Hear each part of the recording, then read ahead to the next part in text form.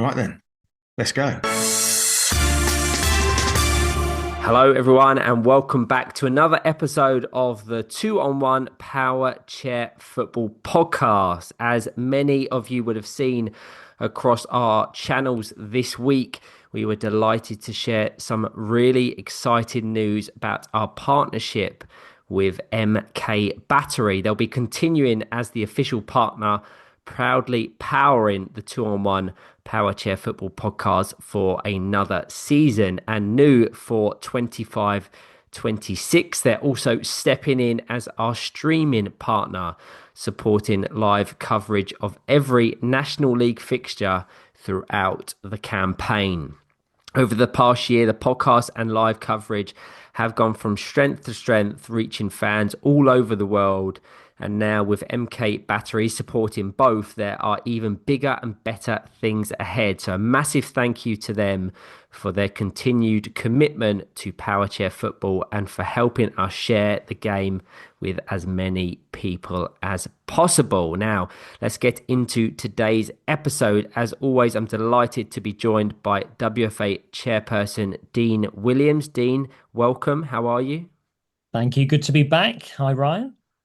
Good to have you. And this is an episode we've been really looking forward to ever since Team USA came over to St. George's Park for that historic joint training camp. During that week, Dean and I had the chance to sit down with US head coach Tracy Mayer.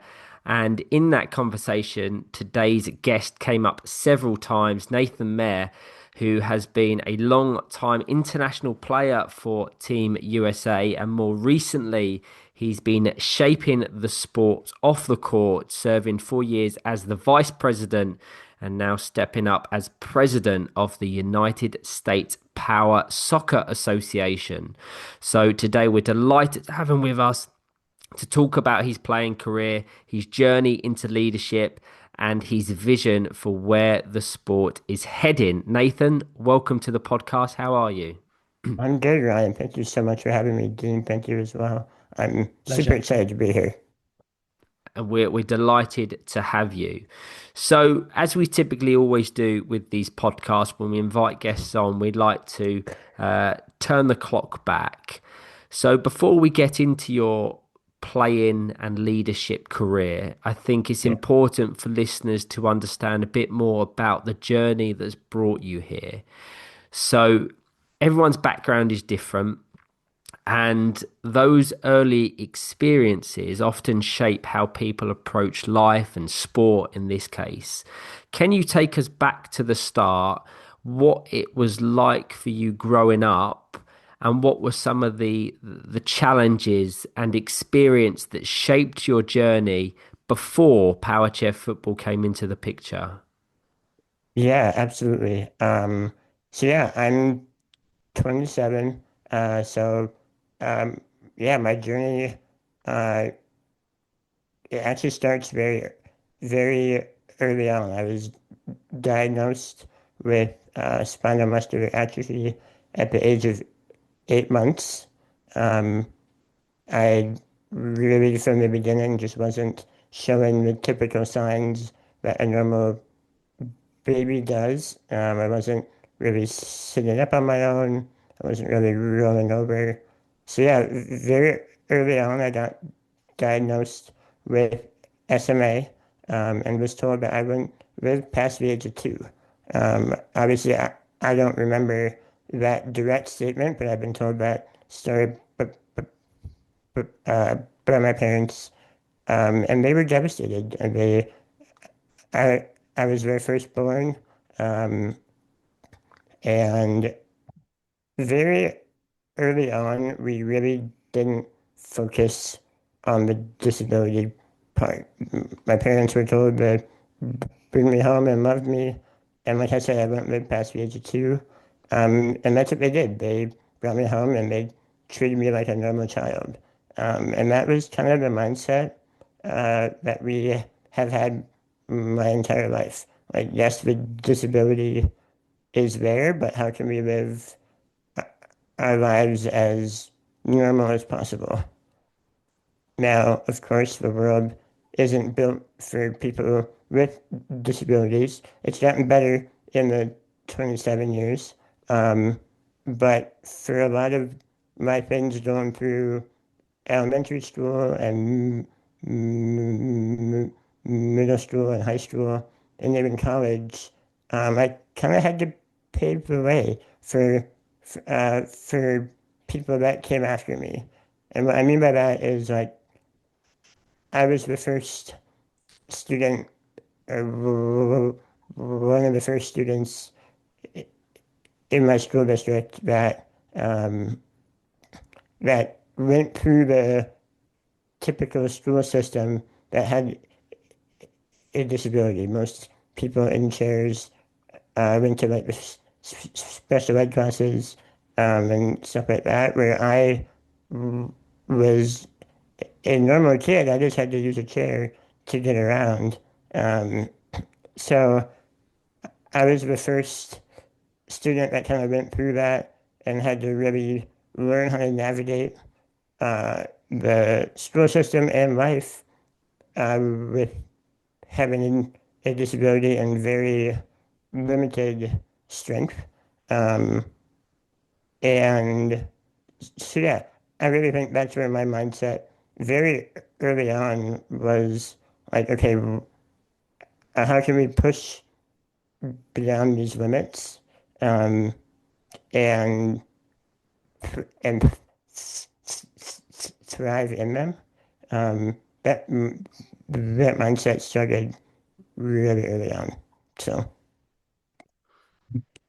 No, that's great to hear, and I think it's important to say what you have with regards to how accessible things are starting to become, relatively mhm. speaking, to how they would have been 27 years ago, and how people with your condition at similar ages, they're almost like trailblazers in terms of showing what is possible. Completely separate from sport and power chair soccer or power chair football. Um, Talk to me about your education a little bit more and the avenues and the routes you decided to pursue through that. Yeah. So my degree is in product design. It is a combination of graphic design and mechanical engineering. Wow. Um, so going through high school, I really enjoyed like the math and the science and the design part too. I really enjoyed that piece. I took a few classes in high school that involved building things um, and doing that on the computer because I really didn't do much of it with like actually building things just because of my strength and my limitations. I was able to build those same things just on the computer. So I just kind of fell in love with, I guess, finding my own way to do things. And product design kind of let me do that. Um, so I, I guess I'll back up from when I was really little. Um, I, I loved sports. I love sports. I shouldn't say I loved. I love sports. I always have. I'm actually a bigger hockey fan than I am soccer fan. Um, which I know is weird considering I play soccer, but I'm actually a hockey fan kind of at heart. And I was going to the University of Minnesota hockey games since I was little. I got introduced to them. I actually got to meet some of the players back when I was like 5 or 6 years old. I got to go into their locker room and all that. So I kind of fell in love with the U of M hockey program really early on. Um, and like I said, I was 5 or 6 years old, maybe. You can maybe see it in my room a little bit. The color of my room is actually the colors of the U of M. It's been this way literally since I was a kid. But it was kind of that moment of like going to the hockey games. I loved the atmosphere. I loved just watching hockey and getting to meet the guys and whatnot. So I kind of knew I really wanted to go to the U of M or the University of Minnesota since I was little. Um, Mm. and it was more about the hockey, but as I got older, it became more about the education piece of it. It's a great school here in Minnesota. It is very well known for many different things. If you have d- degree from the University of Minnesota, like you must be at least somewhat smart. So, um, so yeah, kind of going through high school, I knew I wanted to go to the U. Um, and early on, I didn't really know what I wanted to do exactly. There wasn't really a major that kind of fit me perfectly. Um, so I actually applied as a graphic design major. I got into the School of Design, um, and I went to do a visit. It was, I think, maybe March or April of my senior year of high school. And somebody said, hey, there's this new major called product design. It's becoming new this fall. It's a combination of graphic design and mechanical engineering, which is exactly what I was looking for. It really fit my blend of design and math, and it also fit my desire to build something new and kind of paved the way. So it kind of felt right in every aspect of it. I was going to get to do math and science and design and build up a new major at a school that I've loved since I was 5. Um, so I changed my major officially to product design that fall. I got in to the program as a freshman that spring, and kind of the rest is history. There was only 20 of us, maybe, and the university has a capacity of 60,000 people. So it was very small and very, like, a really close group of people. And I really liked that part too. I love being in downtown Minneapolis, which is like a really, um, it's just our downtown area. Um, I really like being down there, but yet having a small group of people that we got really close with. Um, so yeah, that was in 2016, and I actually graduated during the pandemic.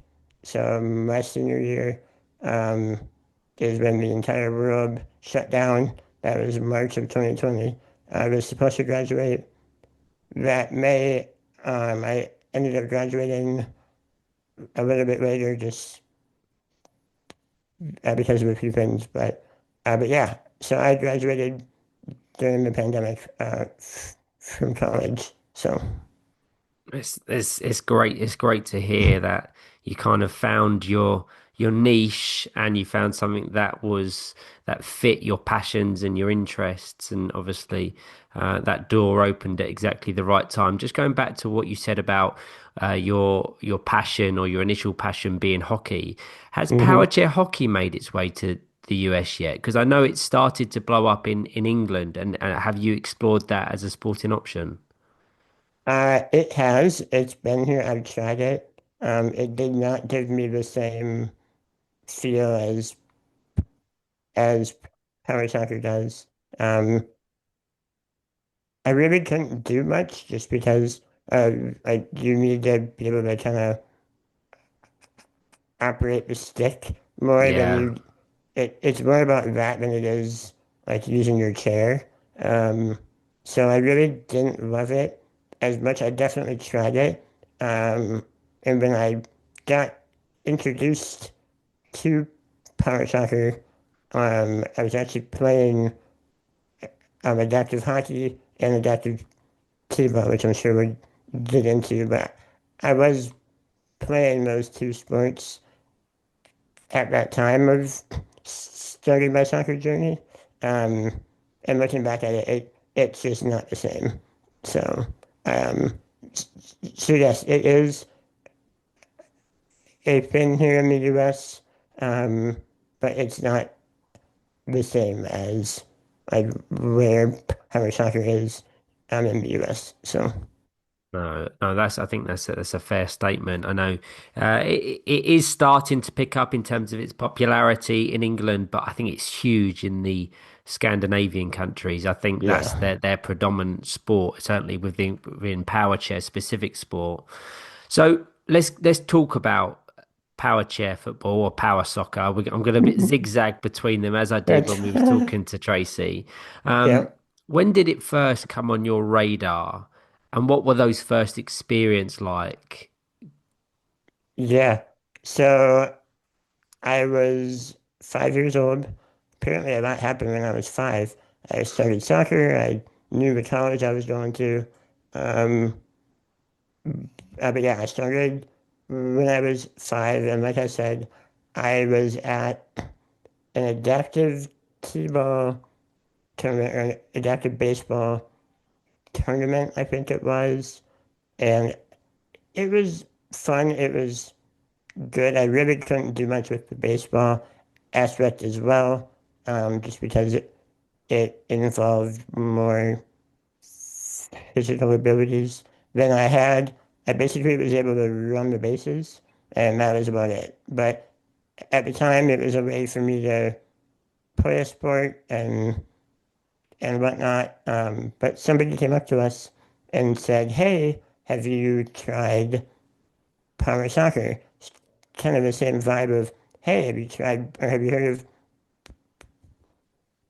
product design?" It's kind of the same vibe. Um, and we were like, "No, we haven't. Like, what is it?" And they kind of explained it a little bit. Um, and they said, "Well, we have a practice coming up." I can't remember exactly if it was the next weekend or the next month, but they gave us their information, and we went and checked it out at our local. It was called the Courage Center. Um, at the time, it was just a local rehab center in Minneapolis. Um, we went there, and I fell in love the moment I put on the guard. And back then, we had the plastic guard and the giant ball and everything like that. And I loved it because I was able to finally play a sport without any assistance. And I could do it like completely independently, and I could be competitive in it. Um, and that practice, they said they were talking about going to a tournament in Alabama, and my family and I were like, "What? Like, you guys actually travel for this?" Um, and it kind of freaked my parents out a little bit, but like we just kind of thought it was another sport that we were just gonna do for fun, and it was just gonna be this fun little game. And little did they know that we would be going across the world and now getting paid to play 20 years later. So, um, yeah, from the moment I started, the moment I put on a guard and hit a ball, I loved it. I absolutely loved it. So, Yeah, as you've described, and so many others would as well, those first steps into the sport often become more about the football. It's not the football isn't the driving element that makes it so encapsulating and life changing. It is exactly what you've alluded to in terms of the independence, number one, yeah. but also being part of a community, number two. What difference did it make for you, not just playing, but being part of now a wider community and a support network? Yeah, kind of going back to what I was saying initially about how, like, when I was first diagnosed, like, we tried so hard to not focus on the disability part. And we went to a lot of, like, SMA conferences and whatnot, and that helped kind of normalize, I guess, kind of a disability part. And I would say the power soccer community just amplified those feelings. Like, my favorite part about being at a tournament or at an event, especially early on, is like the disability completely went away. Like, there was none of that, which is crazy just because you're surrounded by a bunch of people with disabilities, but like that feeling just went away in the sense of like, we're just a bunch of kids here at the time, and we're doing the same thing. We're competing at a high level, getting to play a sport. Um, and I don't mean that in like, hey, we get to play, like, we all get to play, like, but like we're able to be athletes in this environment, and we all have a similar story, and we're all able to be like, oh, hey, you go through that too? Oh, hey, me too. We're able to bond over those things, and then that just kind of lets the disability go out the door, and then just kind of live life. So yeah, no, it really means, um, it's really meant everything just to be able to have that sense of community and belonging, and it's so much more than that now, but especially early on, it was just a really cool moment to be able to be around people that experience the world in a similar way, and now we're getting to do the same sport in the same ways. So yeah.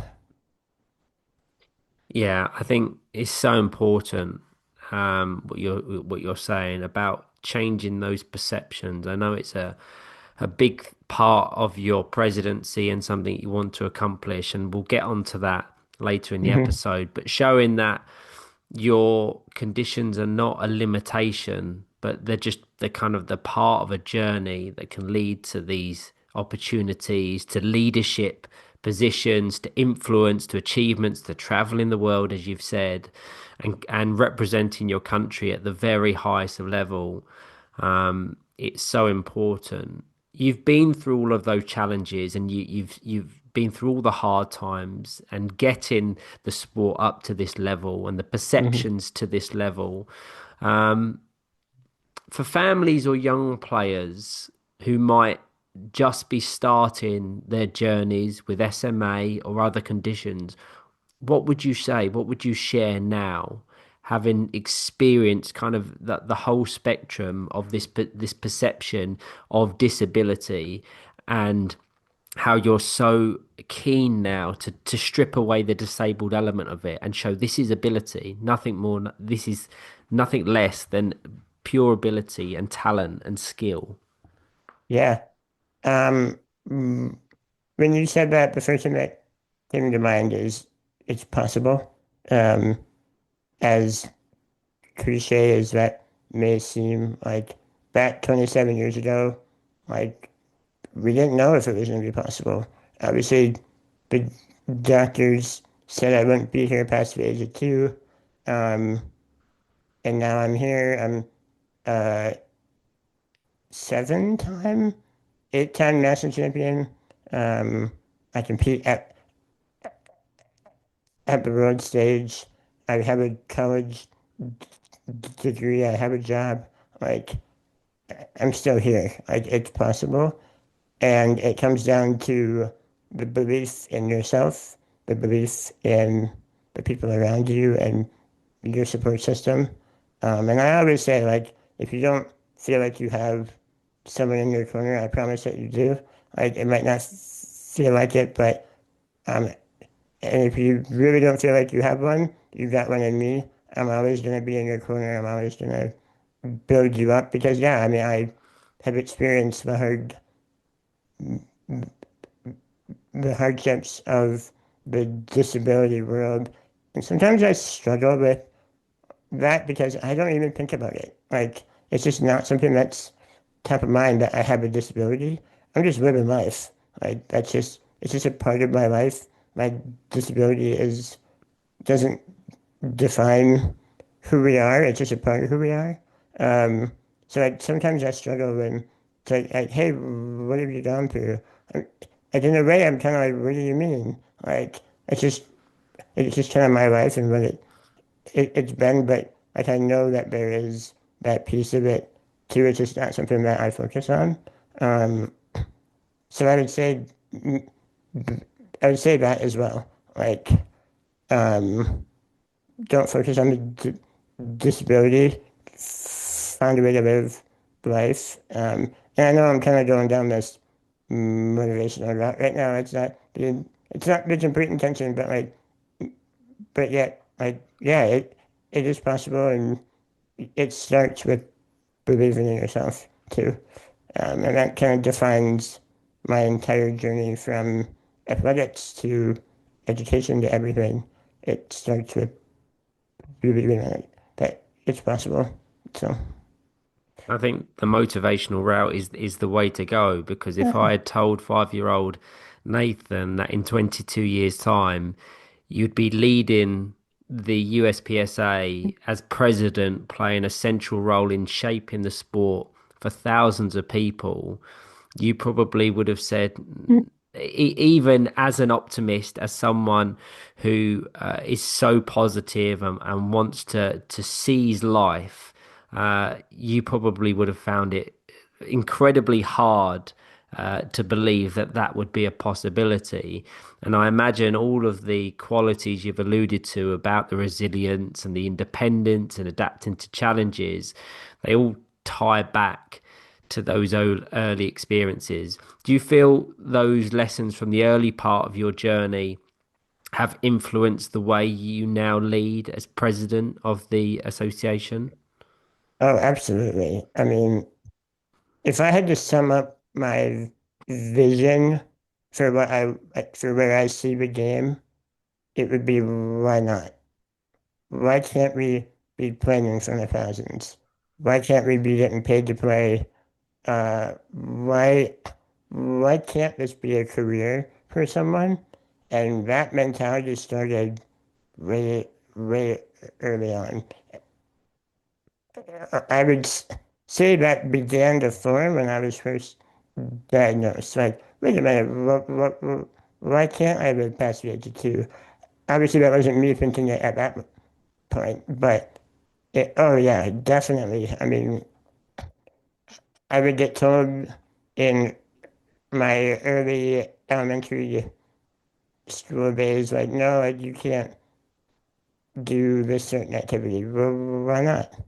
And then they wouldn't have an answer for that. Um, why can't I compete in gym class? Why can't I be an athlete? Why can't I go to college? So it's really that like questioning that like the doubt that people have and pushing beyond that and asking why not.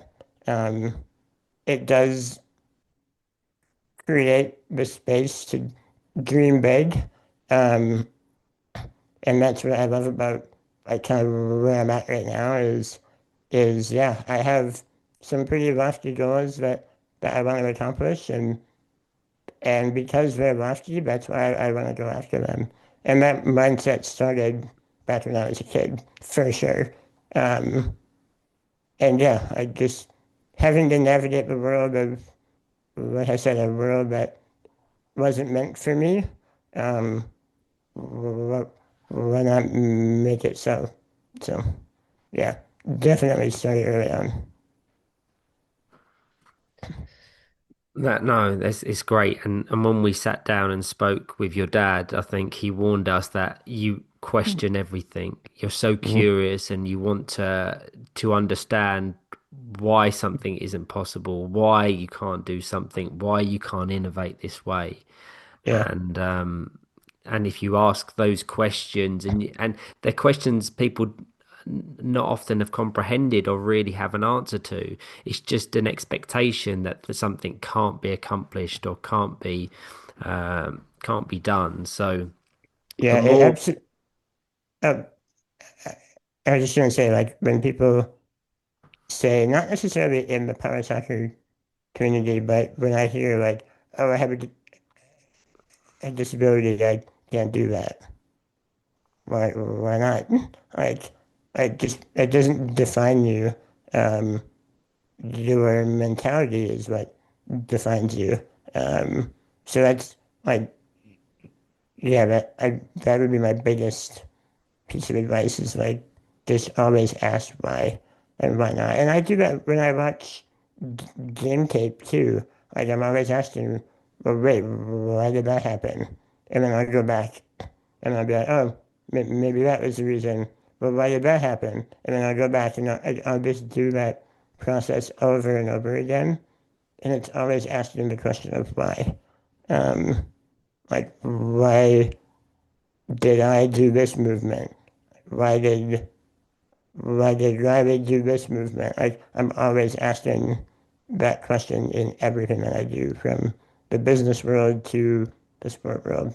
So No, this is great to hear, and I think you touch on it perfectly in terms of this isn't necessarily within power soccer or power chair football. It goes back to that changing of perceptions of what is possible, and removing the disabled part out of disability, mhm. because everyone has a way they want to do things. They have abilities, skills that they need to harness. They need to realize first, which is really important. Well, and Before, I want sorry, I just another thought that came to mind. Like I want to emphasize that as much as I talk about like that's what I do, I will say it's not easy. Like it is a very hard thing to do. There are days where I struggle with that. I'm not gonna deny that. Like I when I listen to podcasts, I always wonder like oh like is that their everyday thinking and whatnot? Like I just want to put out there like it's not the easiest thing. There are days where you struggle with that, and I've learned recently that that's okay. Um, that the struggle is okay as much as you don't like to struggle, especially as athletes. Um, you don't like to struggle. Like it's a part of the journey, and once you understand that, it makes it a lot easier. So yeah, on that point, I think for those that know you know how important faith is in your life. It's clear that I don't think it's not just personal, but I think it underpins how you approach challenges, how you play, and how you lead. And I think the things you were just touching on there make it really very relevant. How has faith shaped your journey, whether that's from an education, whether it's a life, whether it's sport? yeah. I mean, I faith is everything, like you said. I can't really show it right now, but I do have a tattoo on my arm that says "Rule by Faith." It was a thing that my sister and I did together. She got walked by faith on her foot, and I was like, "Well, that doesn't really apply to me very well." So, but I wanted to do something very similar, so I got Rule by Faith on my arm, and it's not just some art on my arm, it's literally how I live my life. Like, I'm always just rolling by faith, always having faith that people are good, always having faith that um, that it can happen. Um, it's been a thing like church or faith or religion has been a part of my life since I was little. It's something that my parents instilled in me very early on. Um, and yeah, I just always like to see the good in people and have that faith, I guess. I'm not the one that can maybe just spit out a bunch of Bible verses or whatnot, but just having like the overall faith, like I said, is not just some artwork on my arm. It's literally how I live my life. So It's really interesting to hear, and I know it's something that means a lot to you, that helps you through the challenges. And just the word faith, I think, has so many positive connotations yeah, about what is possible and believing in something, whether it's life, whether it's education, whether it's sport. Um, no, that is brilliant. Before we move on to your leadership role, I want to hmm spend a bit of time on your playing career. You've enjoyed huge successes, most notably with Minnesota Shockwave, five Premier Cup titles in a row. Incredible achievement. It would have been more, no doubt, if it wasn't for COVID. Um, and you've also had the honour of representing Team USA at the very highest of level. Let's start with your club side, because what you and Minnesota Shockwave have done is pretty remarkable. Five consecutive titles is an extraordinary run of dominance. I mean, even here in England, we've seen clubs have really strong spells, winning consecutive titles, but never anything close to a streak like that. And of course, that dominance and that team has an origin, has a story, has a beginning. When people see Minnesota Shockwave, they see the five-time champions, full of talent, regarded as one of the most successful sides, not just in the US, but the world as well. It's easy to forget that probably all started with an idea, a handful of players and families with a dream, with an idea. Can you talk us through how Minnesota Shockwave was set up and what those early days were like? What went into building that team, finding the right people, and creating the foundation that has since led to so much success? yeah. There actually is quite a bit of history there. Um, and I'll dive into it a little bit. When I first started, I came into the game, like I said, when I was 5 years old. Um, yeah, it was five. Um, so it was like, no, sorry, I was six, I think, when I actually started, now that I think about it. Um, Anyways, I came in and Rabbit Johnson was one of the first players that I saw people were talking about how good he was. He came into the game a year before I did.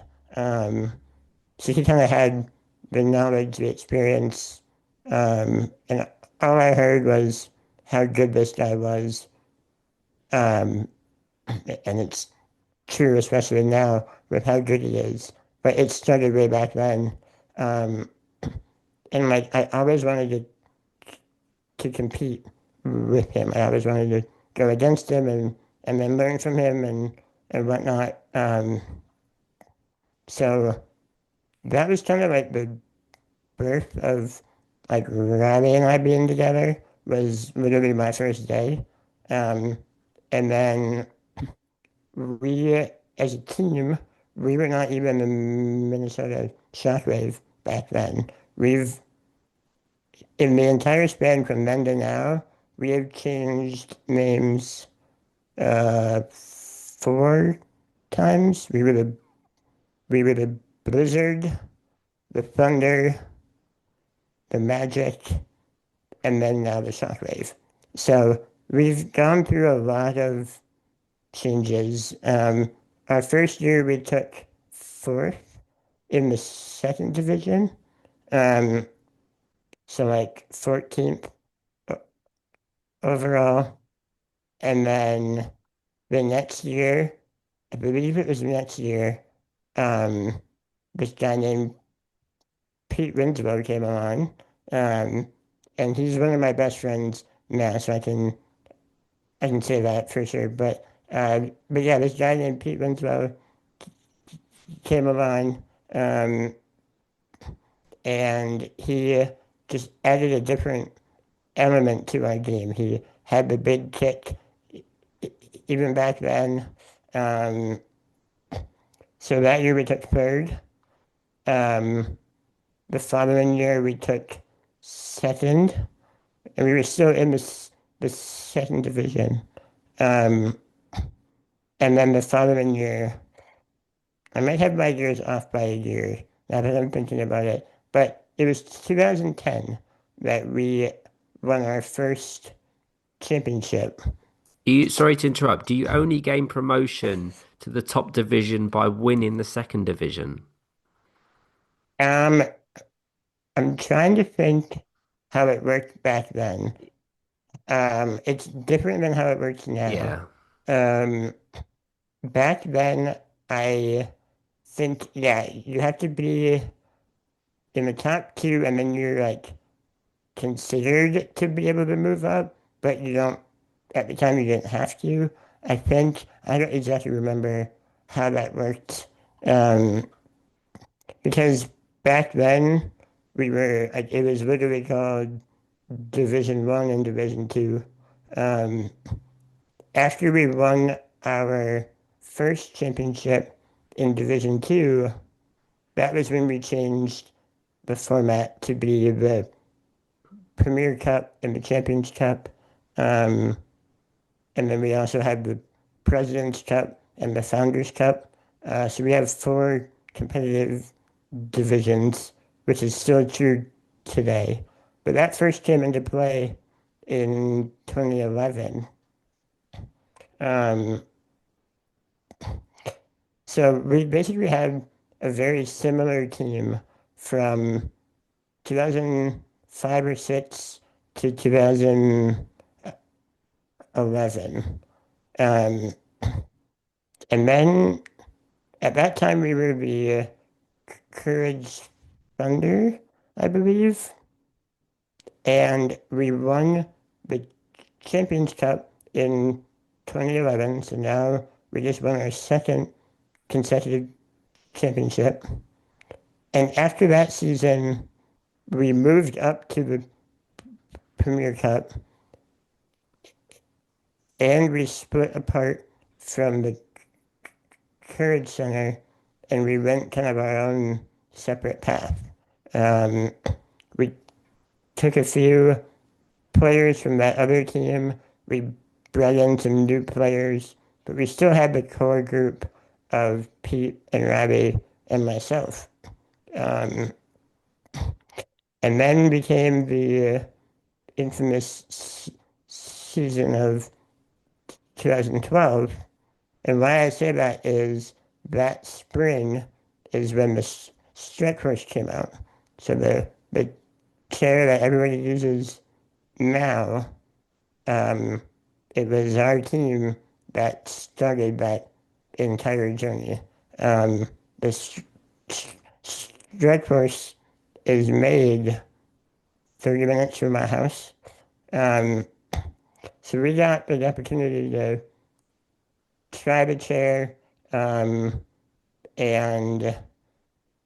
basically use it at nationals that year. It was offered to other teams and other players. And at the time, we were the only team that kind of truly believed in the power of the chair and what it could do for the game.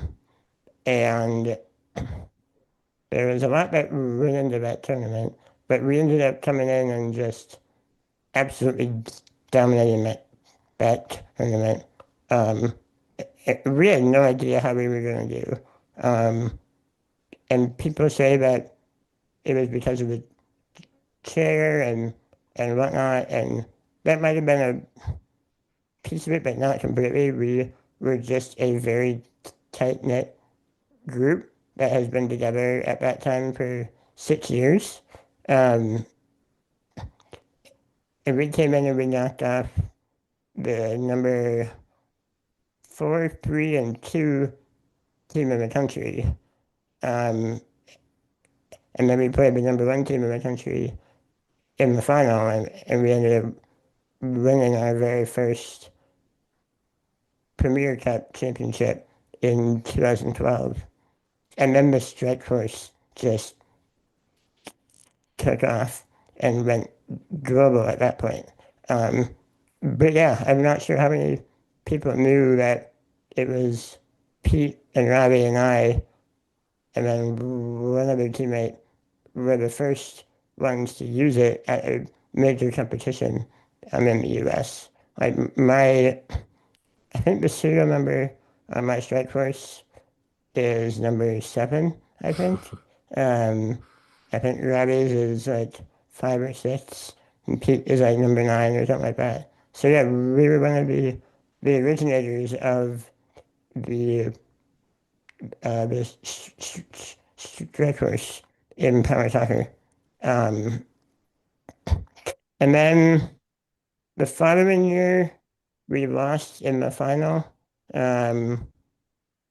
So that was 2013. And then there were a few things that happened. Pete at the time wanted to make his own team, and that ended up being the Shockwave. So he actually split off from the Magic. So he split from Robbie and I, and went to make this new team. There was a lot that went into that season, and all I will say is, as much as that split hurt, and it was unfortunate that we could not continue our dominance together. It actually made us into the players that we are now. It allowed Robbie to focus on his ball handling skills. It let me focus on my defensive skills, and then it allowed Pete to focus on his pitching skills as well. So yeah, that was definitely a hard season, being apart from Pete, but I was thankful to be with Robbie still. But the following year, I ended up making the move over to the Shockwave. The only reason I wanted to stay with the Magic at that time was to stay with Robbie. I did not want to leave that bond and that friendship that we had. But at the time, I felt like I had to do something different for my game, to be able to evolve my game. So I made the move, and I joined Pete on the Shockwave, and that was 2014? No, 2015 that I made that move. And that was actually the same time that I tried out for the national team for the first time. And we can get into that in a moment, but that was that same time, that same year that I moved to the Shockwave.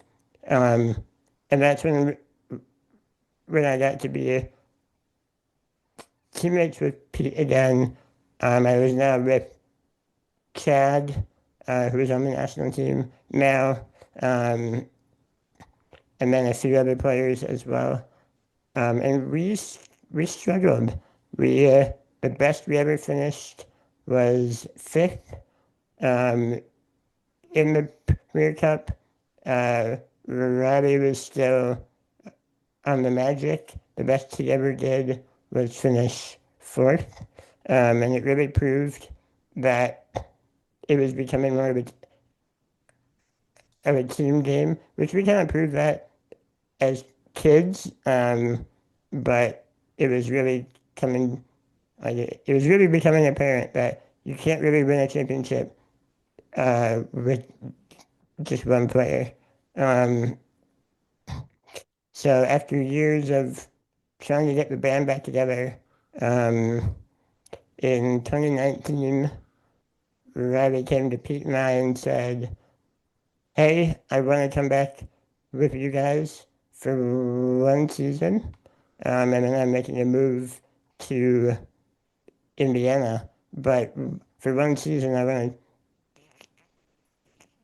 to try this out again." And that was our first championship, was the season of 2019 when we got back together. We brought all of our skills together now, and like I said, that's kind of what I meant by, like, it hurt a lot to split and to go away from Pete and Riley, but it really allowed us to build our own games, and then we just combined forces in 2019, and we dominated that tournament. I mean, we I don't remember the exact scores, but I remember we played really well together. It was a lot of fun that season. And my dad kind of had this mentality of like, all right, what can we do? Like, we have the entire world in front of us. Like, what kind of cool things can we do? That's when we really started to develop the motion offense that we have right now. It was kind of starting a little bit before that, but we really were able to execute it together. And yeah, my dad just kind of had this mentality of like, man, what can we do? Okay, that was cool. Now what else can we do? Like, oh wow, that worked really well. Now what else can we do? We just kept innovating, and we just kept trying things, and that's literally been our mentality from 2019 until now, is how can we continue to evolve the game with the tools that we have, with Pete's big kick, Riley's ball handling, Chad and Minzy's ability to see the floor, and then my ability in the back playing goalie. We just kind of have a complete set of tools, and we've dominated kind of ever since. That gap is definitely closing, and there's been a few tough seasons, and I'm excited to see what is upcoming. But yeah, we just have such a complete team that knows each other's roles. And yeah, that's probably the biggest piece of our success, is that we all know what we're doing and when we're doing it, and we don't really question it. We just kind of know what each of our roles are. So it was kind of a really long story of our history, but it's really cool that we started out together as kids, and now we're here back together again at the top of our league. So It's great to hear about you three players particularly, because you have obviously you all left the different iterations of the Minnesota Shockwaves over the years to pursue your own development. And you spoke about Pete pursuing and wanting to focus on his kicking, and Riley wanting to focus on aspects of his games. I kind of just see the end product and see you now competing at the very top of the game, domestically and internationally. You comprise the spine, or certainly did, the spine of the USA team in Sydney. So it shows that those moments of adversity, those challenges, have ultimately benefited you all massively in kind of the entirety of time. And yeah, what's more important for me to hear from you now is that that gap is closing, because you're in a very unique position that you obviously play, you compete, you want to win, but you have a duty to the sport as well, and ensuring that level of competition is at the highest possible level. You never want to be winning those competitions seamlessly every year. You want people pushing you to the very limit. If you look back on that whole journey, is there a particular memory or moment that stands out for you personally as being the top, domestically speaking? Yeah, three moments come to mind. I think our very first championship back in 2012, that was special. And again, it was so unfortunate that that championship was kind of uh, overshadowed by the chair, Yeah. and the aspect of that was very unfortunate just because of how tight knit that we were, how hard we worked that season, how much we wanted to prove that we belonged in the top division. We were these kids from Minnesota that could do well in the second division, um, and but like, what can we do in the top division? So that season really meant a lot, and it was just so unfortunate that it was overshadowed by, well, you guys only won because of the chair, because that just wasn't true. Like I said, that played a role in it for sure. I'm not gonna deny that, but it wasn't like we were the only ones that had the opportunities for the chair. That tournament could have been full of that chair. So yeah, I'd say that moment is definitely special. Um, Coming back together and saying, okay, can we do it again now in 2019? Um, that was a really special moment, being able to compete with Robbie again, kind of having the band back together. Um, that was a really cool moment. I'm actually going to say four moments because I just thought of another one. Um, and I'll get to that in a moment. But um, and then I think it was 2022. It's weird with the COVID years in there, just as we were off for a couple of years. I think it was 2022. Kind of going back to what you were saying about like the level of competition grew. We won our semifinal and the final only 1-0 in both games. And I loved both of those games just because they were just so intense, so competitive.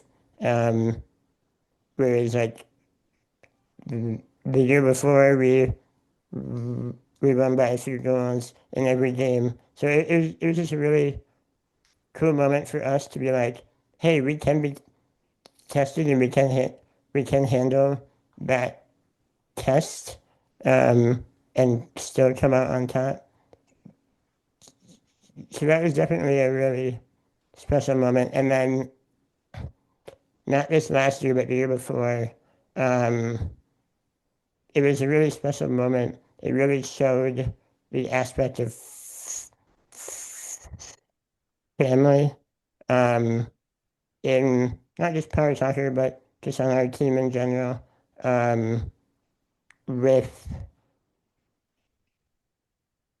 just having to rally around Robbie and everything that he was going through. I'm not going to go into that super deep, but it was a really special season for Robbie, and we all really rallied around him, and being able to do it together as a band of brothers and sisters. That was just a really special season. Being able to do it and really bring out the family aspect of the game, um, is what really meant more that season than the actual play on the court.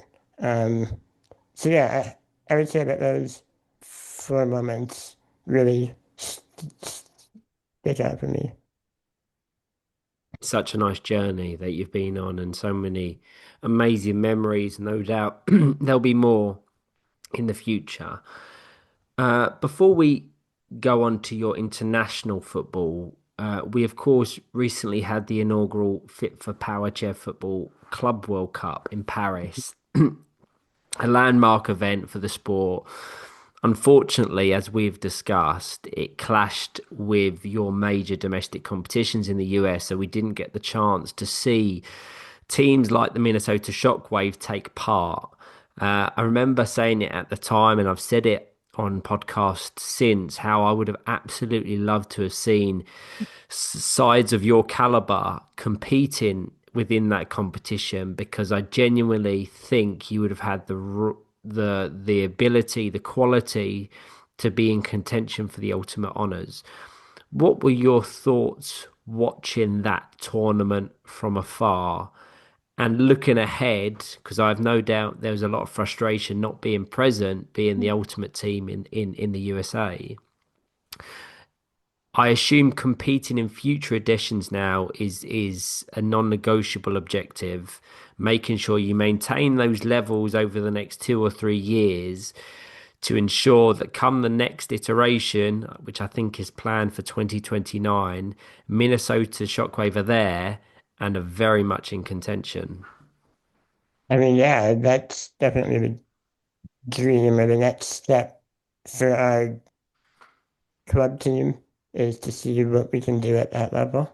Um, and yeah, it's stung to be at home while watching that tournament, knowing that we could have or should have maybe been there. But yeah, it was the reason why we weren't there was just because yeah, it was literally on the heels of um, our national tournament here in the US. It literally the day the Club World Cup started was I think with the time difference it was literally like the same day as that we were ending up our tournament. So it was just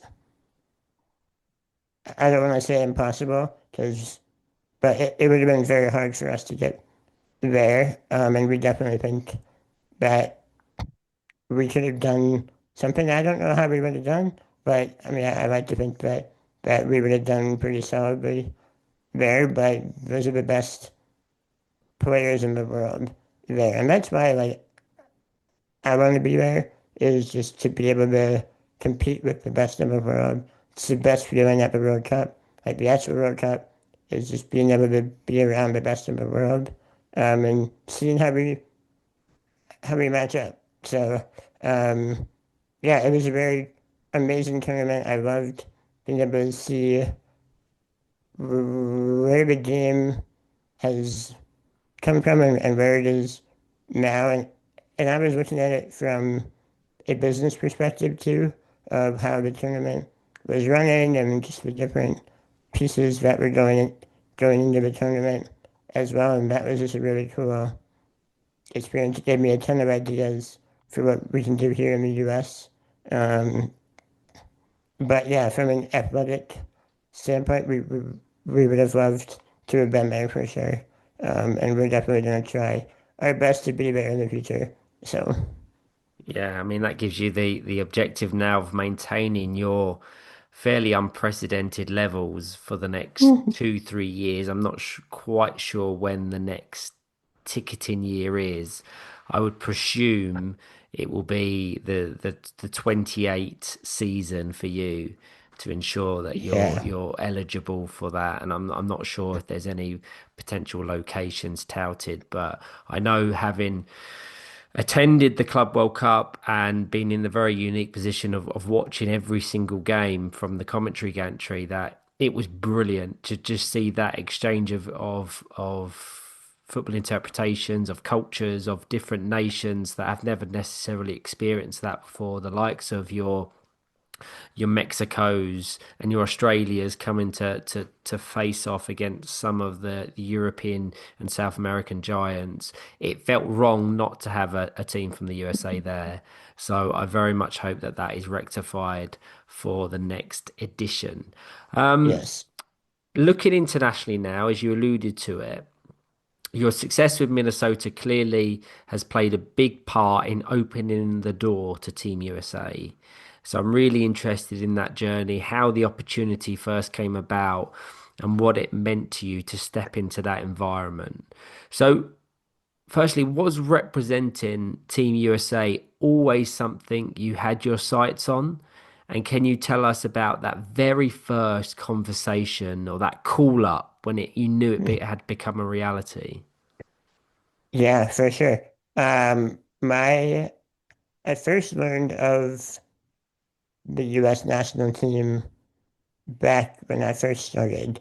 They were just going to Tokyo for the first World Cup.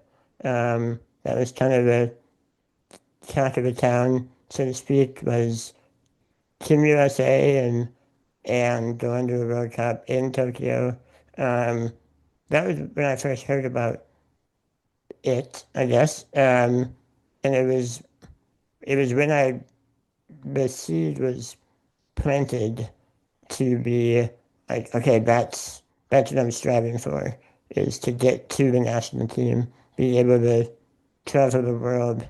I didn't exactly know what that meant, what would go into that, if I would be able to uh, compete at that level. And um, at the time, because I was so young when I started playing, there is a rule, I think it's a FIPFA rule now, um, that you had to be 16 in order to play for the US team. Um, so I think at the time I was 7 or 8 when I first heard about Team USA, so I knew I had a long ways to go just in the regards to age. Um, but I was always building towards the national team. I was always like I was good enough to be on Team USA. Like I need to work on this skill to be on Team USA, even though I had at the time no chance at a tryout or anything like that. It was always in the back of my mind of building towards like the highest level that I could be at. It wasn't until, like I said, 2014, I think is when the application opened. Um, and I think if you're in the game now and you've been in the game since then, you kind of remember that World Cup cycle. The tournament was supposed to be in 2015, and then it got moved to 2016, then it got moved again to 2017. Um, so, but the initial tryout started in 2014, of, and I was finally eligible for my age to be able to try out, or at least I would be by the time the World Cup started. Um, and so at the time it was an application process. We were not a part of US soccer back then. Um, it was an application process. We submitted our application to the head coach, and then he brought in 20 athletes to try out. And I got that call to come in to try out. Um, I applied in June. I got the call in July, and tryouts were in October. From July to October, I was in the gym 80 out of 100 days. I was in the gym constantly, just training working on my game, because at the time I didn't really believe it myself, but I probably believed in my game the most, that I had a chance to make it. Nobody else thought that I had even a chance to make that squad. Even my dad was like, yeah, like, you should go out and give it your best effort, but like, don't be upset if you don't make it. Like you're still developing. When he said that, it lit a fire in me completely. And that's literally how I've done my whole life. Is like, if you doubt me, like, I, I want that because it brings out the best in me. So yeah, I trained really hard between July and October, and I came in and I played really well. It was the best tryout I could have had, and it kind of made people go like, "Whoa!" Like, all right, I guess Nathan does kind of belong, and it really made me believe it as well. Um, and yeah, I got the call 2 weeks after tryouts. That was the longest 2 weeks of my life, because literally everything I have wanted in the game comes down to like right now. Um, and yeah, I got the call that said, we want you to be on our top 12. Uh, you've earned this. And that call meant everything.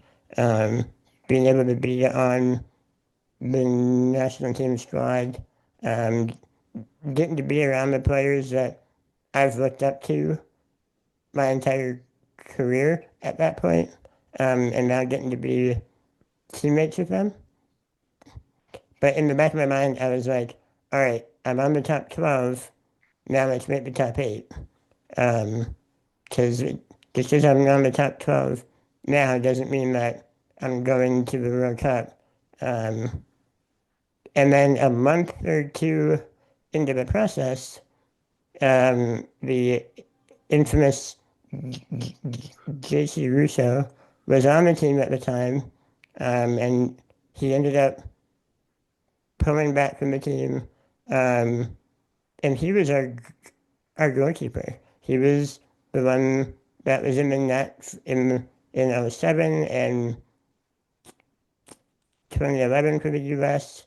So like going into the whole process, I didn't think being a goalie was going to be possible because there's no way I'm going to outdo the starting goalkeeper. But then he pulled back and basically retired from international play,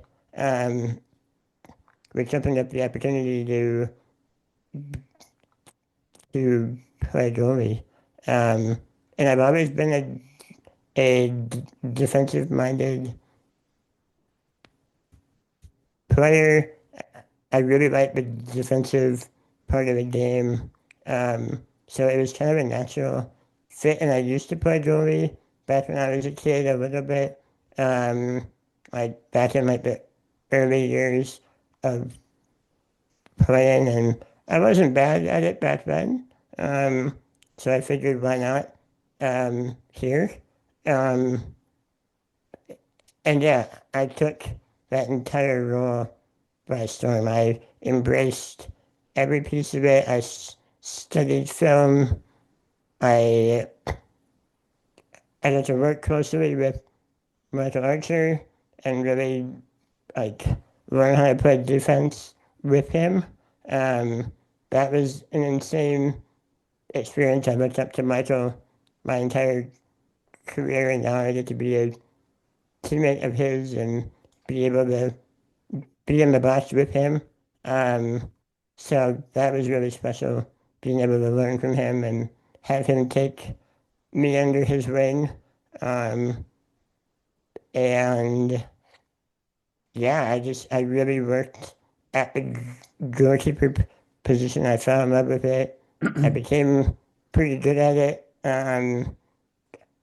it's always fun to hear your teammates say, "Man, you're so frustrated when you're back there because you don't you don't always do anything." But it's always a fun feeling to have. And yeah, I got the call in I think it was January of 2017 that I would be on the World Cup roster. Most likely being the starting goalkeeper. And I did. I started every game at the 2017 World Cup. Obviously, we didn't get the result that we wanted in that tournament, but so I always say that part of the dream has been fulfilled, being on the national team, being able to compete at the highest level. I've competed at that World Cup and then at the America's Cup in 2019 and then the World Cup here in 2023. So I've competed in 3 tournaments, which has been a dream come true. But the entire dream has yet to be fulfilled, which is becoming a world champion. So. Yeah, I was good that you kind of touched on my next question because I've said I've kind of got here that you've experienced the real highs and almost the lows with Team USA just based on your expectations and your ambitions. From you lifted the America's Cup, heartbreak in that 2017 final on home soil in Florida. 2023 didn't necessarily go your way in terms of results or end outcome, but I can say from the outside, you impressed so many people with your style of play in front of a huge global audience. And I think that the exposure that that competition provided our sport was fairly unprecedented for when it took place. My question I've got here is, and you've kind of already touched on it, when you reflect on those moments, how do you see that journey with the national team? Because, and this is relatively speaking, is it almost a failure because your expectations are so high and how you want to ensure that you're lifting that World Cup trophy?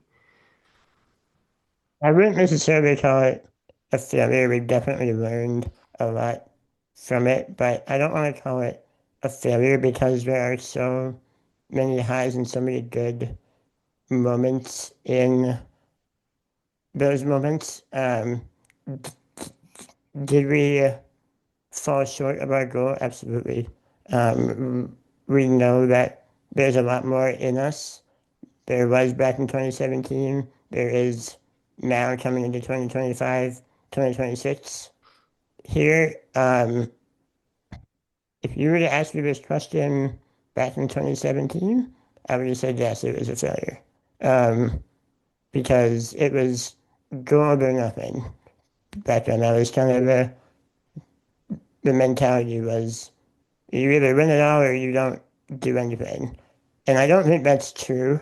I mean, like you said, we have grown the game in those 6 years from 2017 to 2023. We're a part of U.S. soccer now. So there's a lot of highs in those moments that you fall short of your goal, but no, I've never wanted to see it as a failure. Like I said, did we get what we set out to do? No, but I think those are the moments that you have to reflect on and learn from it. And when we do lift that trophy eventually, it's going to make this entire journey that much sweeter. And yeah, that 2019 season was such a really weird season for me personally. I don't know how many people know this, but we came off that national championship with the Shockwave. We went to Brazil we won the Americas championship, and then we tried out again for the 2023 World Cup. It was supposed to be 2021, but then the whole COVID thing happened. But we had to try out that October. And I was going through a lot personally in that time frame. My strength was really going downhill. I was really struggling after the World Cup, honestly. I mean, it was getting really bad in 2019. But I was figuring out my way. But I didn't have a great showing at tryouts. And I actually ended up getting cut from that team. I don't know if people know that or not, but yeah, that was a big moment for me. Talk about the highs and the lows. That was a major peak and valley. I lost a lot of confidence in myself.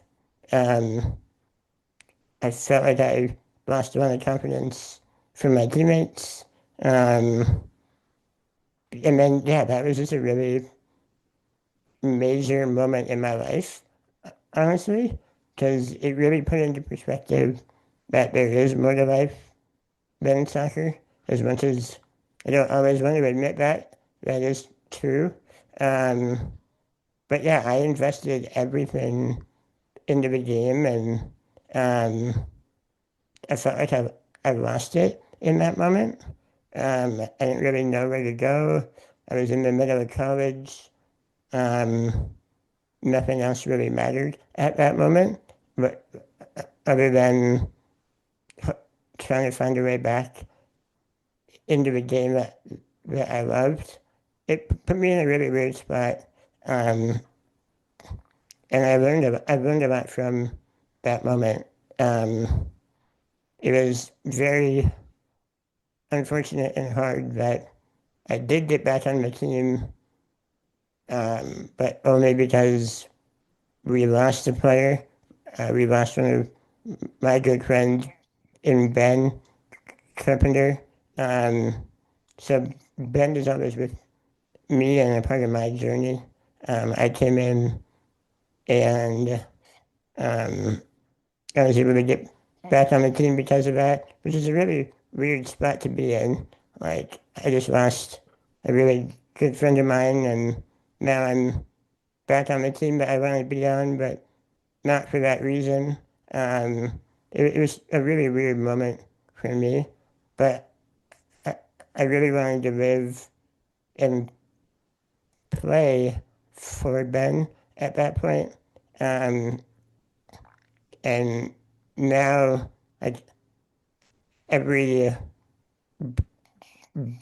bracelet that I get has the color purple on it. That's because it was Ben's favorite color. It's now become my favorite color. In purple, just he's such a big part of my journey. And I'm so grateful to his parents allowing me not really the grace to be in Ben's place, but being able to live and play for Ben. Yeah, that was a really big moment in 2019, and again, trying to prove that all right, now I'm here. I need to prove that I belong in this moment. So, yeah, when you said the highs and the lows of the entire journey, I can definitely zoom in on that year alone, and that really is the highs and the lows. So, but yeah. Oh, it's really good to just unpack it and understand the challenges, the motivations, but it's something that has been very evident from this conversation, from the time talking about where you wanted to land in terms of your education, to your playing career, to your international football, is anytime there's a barrier, there's a challenge, it kind of lights that fire and you find a way to overcome it. And it's most evident there with regards to the reintegration into the US national team. On that point, obviously in the lead up to the 2023 World Cup, there was that huge change for the sport in the US. The United States Soccer Federation officially absorbed Team USA as one of their extended national teams. So you now sit alongside, I think, the CP, the Deaf, the futsal, and the beach soccer teams. Forgive me if I'm forgetting any. But that also meant you were brought under the same umbrella as the US men's and women's national teams, wearing the same badge as the likes of the Christian Pulisic's and the Naomi Girmas.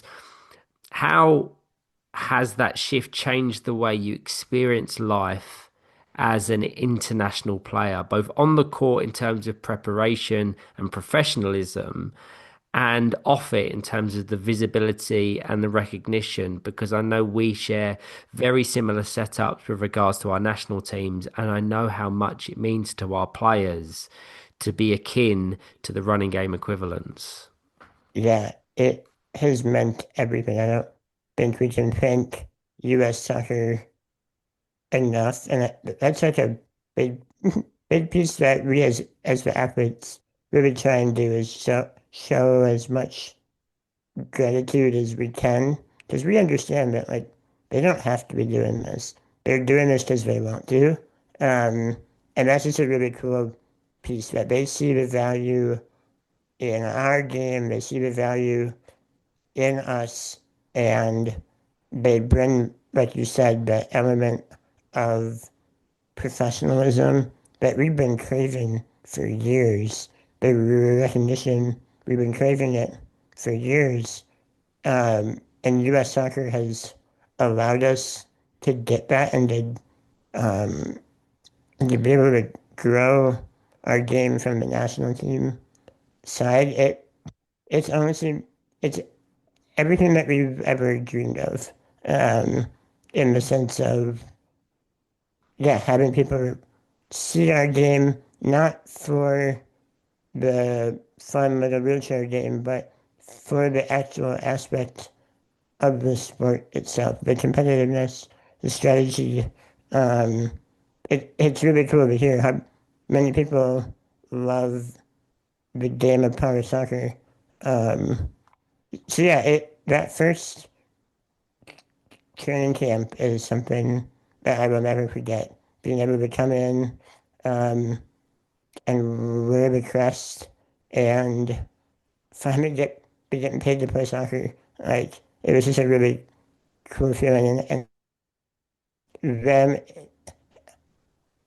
have it not feel like a charity case, but like they want to be represented by us. They want us there because we are athletes. And that was just a really cool feeling and something that we've tried to really be grateful for in the entirety of this journey.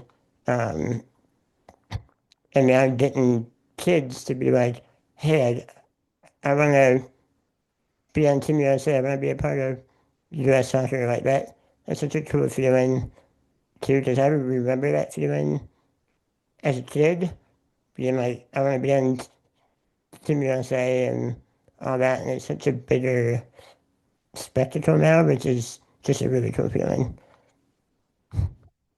And on that incredible support from the United States Soccer Federation, one of the real highlights for us both recently was that joint England USA camp at St George's Park. It was the first time two of the sport's leading nations had ever come together in that way, not only to train, but to experience a real cultural exchange. And over the course of the week, there was a real mix of competitive fixtures. There was informal matches. There was gatherings in and around the games themselves, and everyone involved felt like it was a huge moment. From your perspective, how did you find that experience? And what stood out to you most about being part of that exchange, both on and off the court?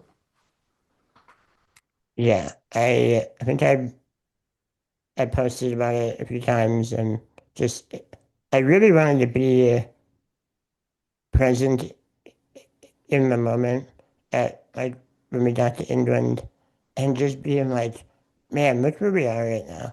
Like we are in St. George's Park. Like we're in the middle of England. We're getting to play the game that we love and do it at such a high level. It's sometimes hard to put into words at times, just because, again, I talk about how, like, that's what we dreamed about doing. Being able to go overseas, um, play the game that we love, do it with the people that we love. Um, I was lucky enough to have some family over there with us that they traveled. They didn't really travel with our delegation, but they were in England and got to see us play. That was just a really a special moment. Being able to play on a floor that was meant for us, like with the facility at St. George's Park. It You really felt kind of like hey, we made it in a way. Like wow, this is just a really amazing opportunity that we have. And I think you said it either when we were talking there or after, but it wasn't just about those two teams playing at that moment. It was such a bigger moment for the game in the sense of like we can do this more often with other countries. I know here in the US it motivated a lot of the younger talent to be able to strive to be in a moment like that. Um, and we really can't forget how special those moments are for those reasons. Yes, it was amazing to play. Yes, it was amazing to be to experience the game with you guys and learn from you guys. Like those moments are always special and cool, but I really tried to zoom out a little bit and be like, man, look where we are, look where we've come. Um, if you would have asked me even a year and a half ago if this was possible, I would have said no, probably not. But that's just the investment that U.S. Soccer has in us, like the English Federation has invested in you guys. It just shows where the game has come and honestly where the game is going, which is, as a leader, is very exciting to see like what is possible. So Yeah, I think exciting is an understatement. And I know several of our players are already thinking about when they can come over to your new purpose-built training center when that yeah, opens to do an equivalent. During that camp, Dean and I had the chance to sit down with your dad, is, of course, the head coach of the US national team. And his appointment came at such an important time in the sport's evolution, being absorbed under the United States Soccer Federation. And that's the kind of leadership and role that not only shapes the results, but the overall direction of the program being so new and so fresh. We spoke to him about his vision for the team, but I want to turn it back onto you. How have you found navigating that dynamic, separating father and son from player and coach? And in what ways has his leadership influenced you and the team in those elite environments that we're speaking about? Yeah, for sure. I mean, yeah, it's definitely hard at times to separate the dynamics that are there. I know I try equally as hard as my dad does to separate that, because that's what we both want. Is I'm an athlete, he's the coach, and that's how it should be. Luckily, we've had a lot of practice in that. My dad's been a coach of mine since I started. So we've gotten pretty good at separating that. At times, it's challenging for sure. But like I said, we've tried to minimize the impact that dynamic has, because I'm sure that there are some beliefs out there that I'm only there because of my dad and whatnot, and like I, I never want that to be the case. I want to make this team because I've earned a spot, and that's been a journey for me as well in being confident in my abilities, and I kind of alluded to confidence kind of getting lost after being cut from the team back in 2019, and it's been a building journey ever since then. But that's what I talk about, or that's what I mean when I talk about believing in yourself. Because at the end of the day, like you might be the only one that does, but yeah, my dad his coaching style is so unique in the sense of he has a vision, he has his ideas, but it's all about the players at the end of the day. He really wants our voice involved, our innovation involved, because he's always been a believer in that this is our game. And it's really allowed us to have the creativity and the freedom and the influence on what we do on the court. And it really makes it such a special thing. It's not just his vision, it's not just the coach's vision, it's our entire vision. And yeah, I guess I've never really asked him where that comes from, but it's always been his mentality of he allows us as players to have a lot of influence on the game and on the style and everything, which has its challenges, but it really makes us unique, I think, in that way. That we're such a family at the end of the day. So yeah, I guess I was trying to see how that related to him and I, but we talk about soccer constantly. I remember we would come home from practice and we would talk all the way down, talk all the way home. Like, how we should have done this. How we should have done that. I tried not to do that as much on the national team because I just want to be a player. And I think we've done a pretty good job about separating the two.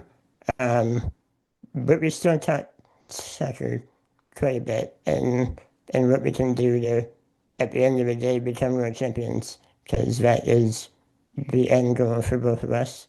So Well, I've got a question. I've got a question. Sorry, Ryan. I've got a question for you, Nathan, on that point around dad as well. Who's the better leader, you or dad? Ooh, yeah, learned so much from my dad. Um, we definitely balance each other out. He definitely has a different vision than I do sometimes. Um, he's he's definitely a lot larger than I am, but um, but no, his leadership is so unique and so great that it it's allowed us to be successful on at home, and it's made us successful at the national team level. Um, so we both have our ways of leading, but and they're both great, I think, and he definitely balances out me when I'm weak, and I can do the same. So I think that's a very diplomatic answer. You'll make a good leader on just on that basis, Nathan. on the topic of leadership, I think this is the perfect time to progress now onto your appointment as president of the United States Power Soccer Association. Firstly, it's a huge congratulations from us. Thank you. It's a huge step and one that comes at such an important time for the sport. You'd already spent 4 years as vice president, contributing behind the scenes while still competing at the very highest level, which I have no doubt gave you a really rare perspective as both a player and a leader. But stripping it back, what first motivated you to give back in a different way, stepping into that leadership space, first as the VP and more recently taking on the huge responsibility as president? Yeah, the VP, kind of a funny thing. It came out of boredom, in some way. That was right when the pandemic started. So I was like, man, I'm we couldn't play at all. I mean, we could train, um, but no, I'm half joking when I say it came out of boredom. But yeah, no, it was the middle of the pandemic, when um, when that journey started. Um, and I was good friends with Steve Everett. At the time, I didn't know him completely well. My dad kind of knew more, more of him at the time. So it actually was my dad that encouraged me to maybe try it out and step into it. Um, but um, yeah, I've always had these big ideas for the game. I've always um, I've always seen the game going in a certain direction, and I felt like this was an opportunity to have some impact on the game. Um, and I didn't want the complete control at the time. Um, and I really didn't want to, at the time, do like the the roles that the other positions were requiring. So the vice president was kind of a perfect fit. I was able to support Steve, um, and try and get my ideas in there a little bit, but it was more about learning how to be a leader, um, and have a different impact on the game rather than just being a player. Um, so yeah, I talked to Steve that spring or that winter, kind of said like, "What's your vision?" And he really didn't know that I wanted to be a part of it until then. And we were a perfect fit. It was so great to work under Steve and learn from him and get a different perspective from him about soccer and about life. And I say now that he's one of my best friends that I can turn to with anything. And he has taught me so much. And he allowed me to work kind of the way that I wanted to under his vision, of course. But yeah, I knew that I had an opportunity to impact the game, and that was my first s- step in doing so. So, When you look back on that period as vice president, what are the main takeaways in terms of the lessons that you're going to bring into this presidency? I think I I got a look behind the curtain Yeah. of um, kind of what goes into the game and where we were excelling, where we were kind of maybe falling short, and what it took to make some of those things happen. Um, I would say that yeah, that was the big thing. It wasn't just coming in as an athlete, being like, I'm gonna do this, this, and this. I got a look into like how that works, what goes into it, and also I got a bigger glimpse at the passion that people have for the game. Like, yeah, you feel it as an athlete. Yes, you see it, but when you hear it from people, both positively and negatively, from a business perspective, yeah, I'm sure you can relate to this. Just like what people tell you and how they approach you, what they want to do for the game is just such a cool experience. So yeah, I think my AirPods just died. Um, but um, but yeah, no, it was just a really cool opportunity to get a glimpse behind the curtain and kind of see what goes into the background of the game, I should say. So I'm sure Dean and I will both kind of agree with that in terms of looking behind the curtain and seeing the everyday challenges, the successes, the governance, the planning, and everything that goes behind supporting these opportunities. And what you spoke about, and I've no doubt Dean will as well, is how the community is everything and really getting in tune with the community, the wants, the needs, the desires of the community. And if you have that at the forefront of your planning and your objectives, you can't go far wrong because they have lived experience, they have been here from the start, and they know what's best for it. So it's great to hear. You've now stepped into the top role. And when we've spoken about your presidency and your ambitions, you've spoken about wanting to build something bold and fast, impossible to ignore, always asking why something isn't possible. A real statement of intent, so to speak. I'd love to dig into what that actually looks like when you put it into practice. So you don't have to go into too much detail, but what's the vision you want to drive forward as president, and what are the key areas you see as priorities over the next few years?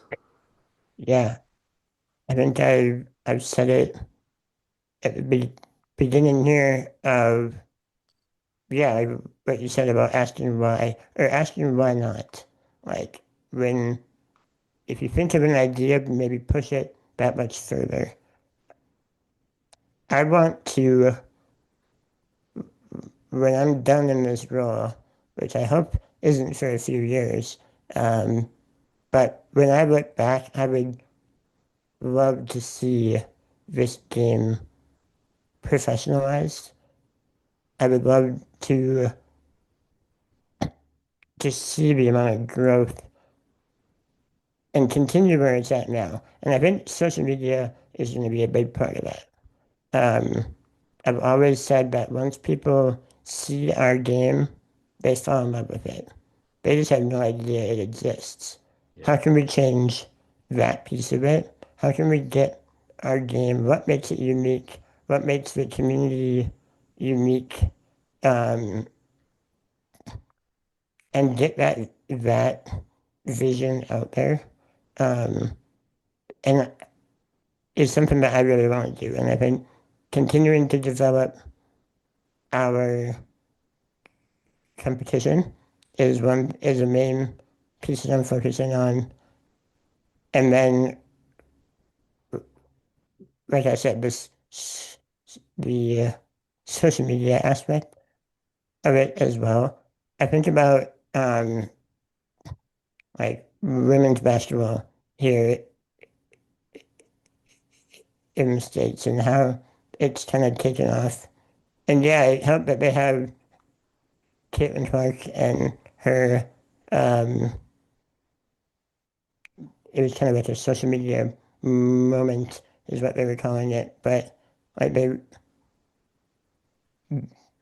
just continued to gain the exposure to the game and got people to fall in love with it. And that's kind of a similar mindset that I want to get us into developing more committees, so to speak. So we have a marketing committee that we're developing here, continuing to get our brand out there is something that I'm really pushing along with changing how our competitive landscape is and making it more cohesive, more similar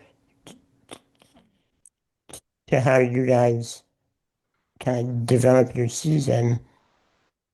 I have admired about you guys in the way that you do your season. So trying to find a way to do that as well. And then the other piece that we're focusing on, or going to be focusing on, is how can we continue to get new players into the game? How can we get more clinics, more people in strike forces? How can we get the cost of our game down? Is something that is a challenge that we're going to be going after. Is how can we get our equipment costs down so it's easier to start a team here in the U.S. rather than forcing teams to spend a lot of money to get going. What can we do to minimize those struggles as much as possible? So, just want to touch on one of those things, Nathan. That's fascinating to hear your ideas behind that about the social media concept in terms of how do we use that better than what we're doing at the moment. And I'm speaking on behalf of the WFA here as much as the global nature of the game. But it sounds like we would be very aligned on this. Ryan and I were part of a conversation that happened just a couple of weeks ago, where it was a very intellectual conversation about seeing ourselves as a media channel. And I think there's something in that. So I think that would probably make sense to you. I can see you nodding on screen. If we actually see ourselves as a media channel in terms of what we broadcast, in terms of the stories that we generate, and of course, to do that, to Ryan's point a few moments ago, I often call our community the superpower.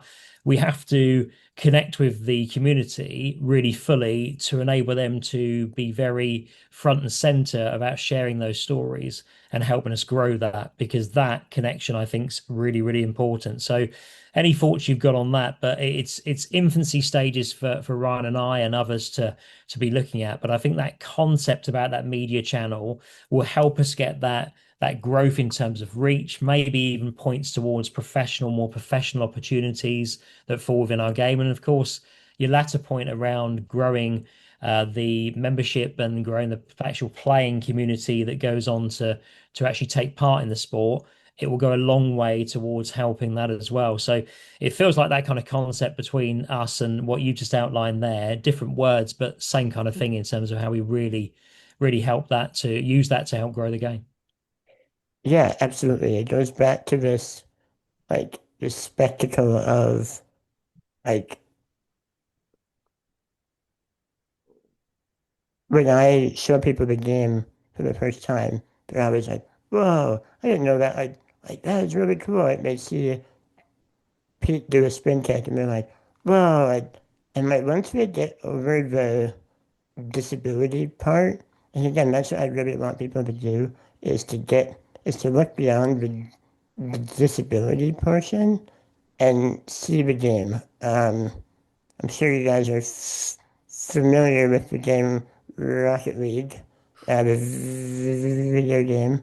Um, we're basically Rocket League in real life. Um, so, and people love that game. And so, yeah, my vision, I guess, is not really showing the disability piece. And there's a time and place for that as well, but showing the speed, showing the competitiveness, the athleticism, and what goes into driving a chair, what goes into our unique rules, um, is something that I really want to showcase, and something that I would love to, over maybe the safety factor of it, is get people to try the chair and like put able-bodied people in the chair, let them experience it, and then kind of transition into how well our athletes can drive and perform on the court. Um, it's something that I wanted to do for a long time. And I want to do it for two different reasons. One, it shows kind of how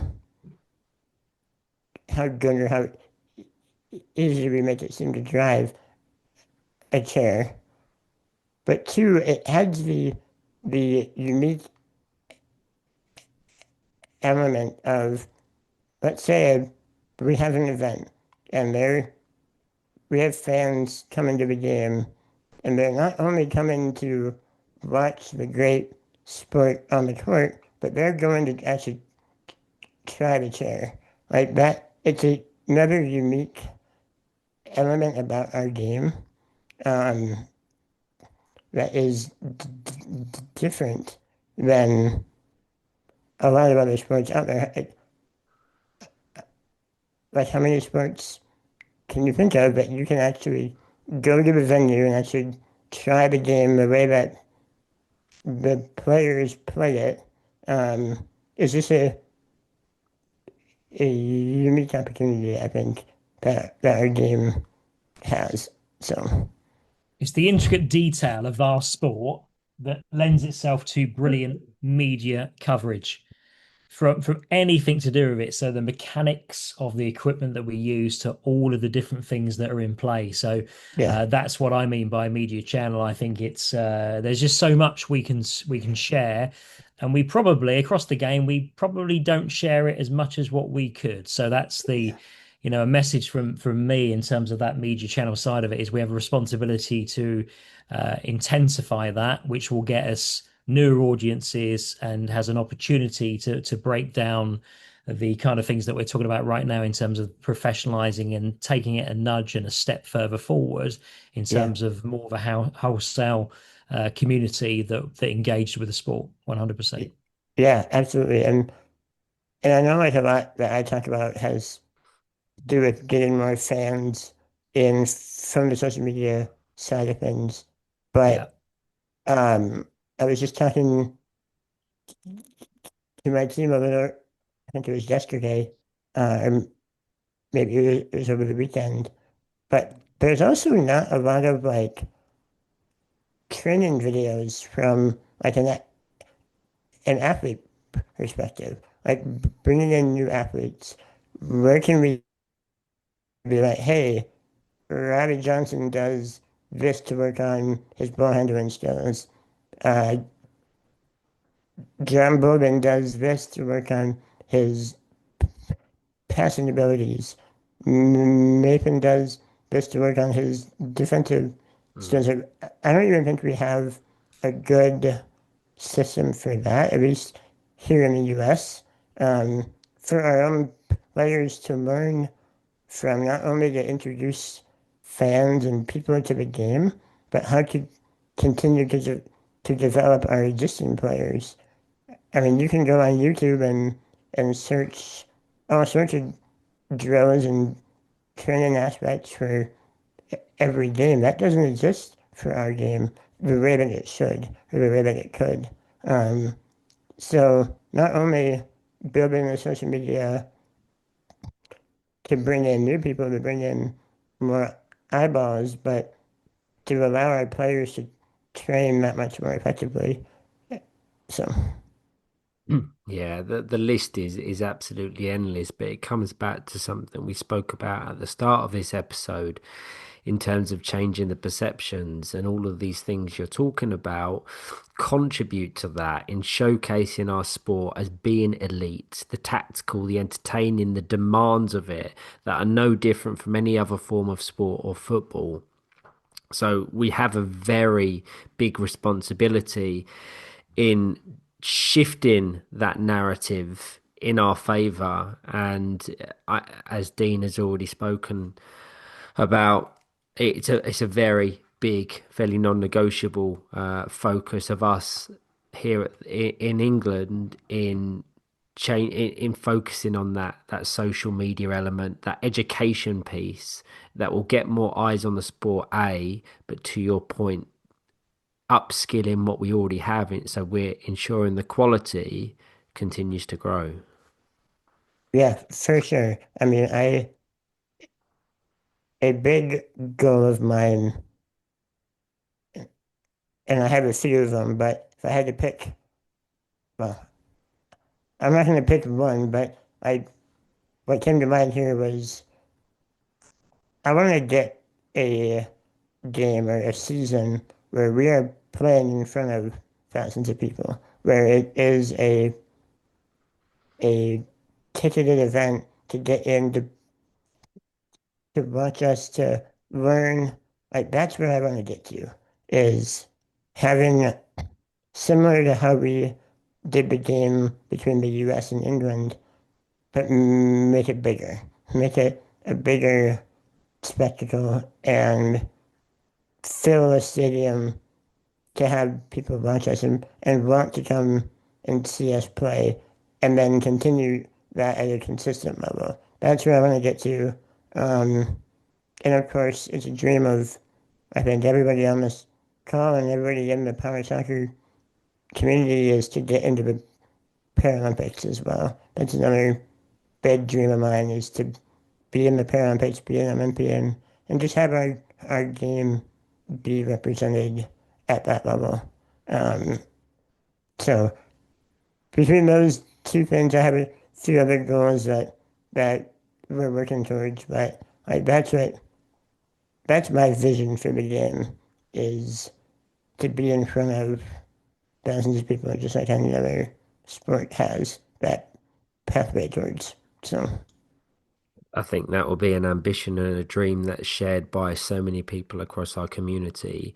I know that we have a couple of events in our calendar here in England where we have the option to host up hundreds of people to come and watch Powerchair football. It's not necessarily in the thousands as we would like, okay. but those events are the absolute highlight of our year, and it's something we want to capture, we want to bottle, and we want to replicate. And that's a really big focus of ours, because it comes back to the educating, the bringing new eyes onto the sport. And if we can supplement that with getting people in chairs, to your point earlier, I know your dad spoke about your Adapt and Thrive program through the United States Soccer Federation as being a really important part in that education piece. How things like such as ticketed events would help facilitate that opportunity for people that haven't necessarily seen Powerchair football before. And I know it's something that we do every time. Dean and I, when we're introducing new individuals to the sport, we get them to watch it, we get them to attend, and we get them to try it. And I still have never found a person that's gone through that three-stage process and not want to do something more within Powerchair football, power soccer. That's how you captured me in the first place, Ryan. It is indeed. It is indeed. So finally, just on the bit with regards to your presidency, we're talking about leadership, and leadership isn't something that happens necessarily in the here and now, but more about legacy. And you've spoken about how you want to leave your position and how you want your time to be remembered. If you were sitting down 5 years from now, looking back on your presidency, what would you be hoping is achieved within US or world Powerchair football?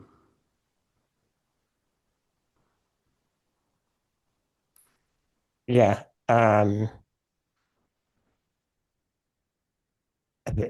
There's a lot of things that just kind of flooded my mind. But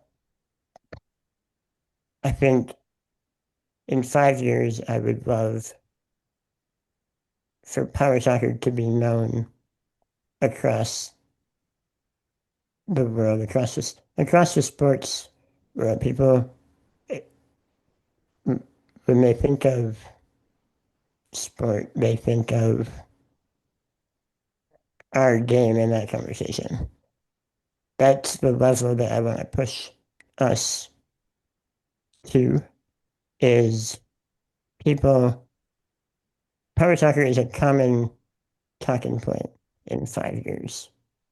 Like, it's not just a talking point within the disability community, but in the sports community as a whole. And 5 years is ambitious for that. It might take a little longer for that, but the beginning stages of people to be talking about our game, having people be like they know what power soccer is something that I really want to get to, and have it being for sure the most dominant sport in the disability world. Like that is something that I want to get to as well, and having people that haven't heard of the game, like, I don't want people to not hear about the game. Like, this is what I'm getting about, or getting towards. We have corporate sponsors that make this possible. We have the social media presence that people can find games and teams and drills and all that. Like, it's so easily accessible for everyone. Is the level that I want to get to in 5 years, and then going back to bringing in new players as well, being able to have that support, that sponsorship, so to speak, to allow new players to come in and not have to worry about purchasing a strike force for as much as it is now. So just having the game be more accessible is probably how I would bundle up everything that I just said. So No, it's great. It's great to hear, and I have no doubt that us here in England and you over there in the US, we can collaborate as we showed at St George's Park. We've both got very singular objectives in terms of being the world best, but that doesn't mean we can't support each other in achieving our goals and our aspirations. So it's really, really fascinating to hear. The bit I took from what you just said, Nathan, is actually I've written it down here, which I think is a lovely sentiment for everyone to be aware of. Everybody knows about Powerchair football. For me, that's the strap line, right? That is the simple bit. Because to actually achieve that, we have got to go into really intensifying some of the stuff that we do. It may be pointing back to what we talked about in terms of that media channel and seeing ourselves in that way. But with the amount of coverage that we can put out there, that would help that no end. But everyone knows about Powerchair football. What a lovely, fantastic macro goal and objective to have. Yeah, absolutely. I mean, I think, like you said, that is the goal, but there's so much underneath that. And that's why Yeah. when you asked me that question, all these ideas just kind of flooded in my head. I was like, well, we'd be doing this and that and this and that. And it's like, but no, like to summarize all those ideas, like that means everybody knows about our game. Um, I was talking to my my vice president, and he was like, "What's your biggest goal you can think of?" And I was like, I said initially, like, I want the competition to be better, and he's like, "No, think bigger." And I'm like, "Okay." He probably did that to me like 2 or 3 times. He's like, "Think bigger," and I'm like, "Man, this is fun. Like, I like thinking big like this." Um, and yeah, that's kind of where we kind of landed with like everybody knows about our game. It's a sport, and another piece I really didn't mention, but like I would love to have a facility that's just made for power soccer. Like it's an innovative facility. It's a training ground. It's like that is a is like the three prongs, I guess, of the entire dream is professionalizing it, people know about it, and then we have our own facility that's made for our game, even more than kind of what the U.S. soccer facility is meant to be. So, yeah. I know we had a brainstorming session recently where it's very similar to what you've just discussed in terms of we was challenged to think bigger, even bigger, even bigger. We would come up with an idea, an innovation, and then we was challenged to go bigger. Just blue sky thinking in terms of Yes. what the sport can be in a utopia reality where you can get anything you want. And it was all the stuff we've kind of been speaking about: visibility, education, Paralympics, Rocket League, anything and everything you can Mhm. think of. We brainstormed, and I think it just needs those few catalysts. You spoke about Caitlin Clark with women's basketball. Ilona Meyer is the women's rugby during Yeah. the Olympics. She single-handedly pretty much put women's rugby on the map all through her TikTok page, and Yeah. now they're getting unprecedented levels in terms of participation and ticket sales for events. And I think we're close. We just need that catalyst, and then we need to capitalize on that momentum and ensure that we're riding that wave. But no, all very fascinating. And It's I think, not to interrupt you, but I think that starts with a dream. That's yeah, people like you guys at the WFA and people like Steve Everett, and now with myself and my team that I have, people like my dad, like those dreamers are what start, is, in my opinion, is the catalyst. It has to start somewhere. And that's why when people say like, oh, that dream is maybe too big. Well, why? Somewhere. And so it just kind of comes full circle, and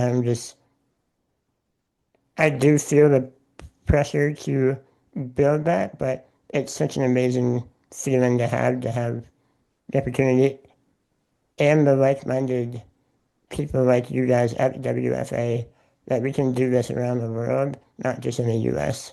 So It's, or it's just in England. So It's clear after talking to you, anytime there's a challenge, anytime there's adversity, anytime the odds are stacked against you, it lights the fire. So that's when that's when and where we want Nathan to be is under the odds. Um, absolutely. and that's when you'll deliver. Nathan, I have another recommendation. You need another tattoo that simply says "Why not." I was going to say That the Ooh, seems very same. apt. Very apt. I like that. Now, where would you put that tattoo? I You think don't want me to answer that, on your surely. I so was just, everyone can see it. I was thinking just on the forehead. Yeah, that sounds good. So, I think we can certainly start a movement with why not collectively between England and USA. I think we have a responsibility, don't we? Because we are two, if not the two greatest powerhouses in the world of powerchair football in terms of development, infrastructure, visibility, absolutely. and backing from our respective federations. So um, please do. I think I was just going to say, actually, Nathan just mentioned this, but I definitely feel this myself. I feel a pressure to innovate and to operate, not foolishly, but operate at pace as well for our community. And I think that's a really important message. And it sounds like we share the same feeling on that one, Nathan, in terms of it is, you talked about yourself in terms of it has to start somewhere. It starts with a dream.